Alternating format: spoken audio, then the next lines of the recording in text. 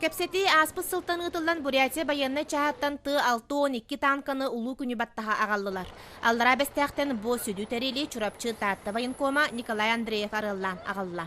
Аямутыгар хәңәре жоннар элбәктәр, тоқтотоннар катыска төһөктөрүн багарылар быһалак сигналлылар. Оннан йөдү көтү би таатта үтә келле. Сонна бәһөле килбер кинигер кыйы болосатыгар үрүләх көрсүһү болла.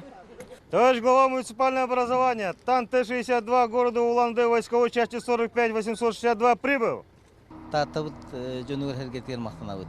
Кинләр бу өлбит бойыттыры үетитиге, кыян хотан калби жону үетитиге, терелевис фондага үпкатчы комуян, ол качытынан бу танка атлахылына.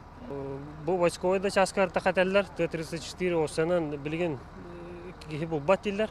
Байына частага хоқтар, та бар да буллахтарына олық туруктарын бөлтөк дилер. Аны кихи кыян памятник да тоқтан остуат денерден. Т-62 жана эме бир массова осата танка булар.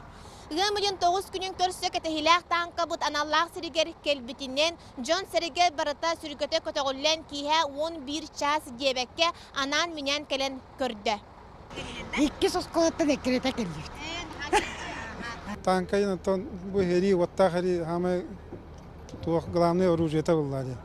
Беге аспыт агады ду серите ол символа келди. Тута болгомты кине бола түспүт танканы сарсын кыйы парадыгар үрүлэхтик арыйыхтара. Жанна Бурмистрова, Стас Никифоров, Саха телевидениете, Таатта.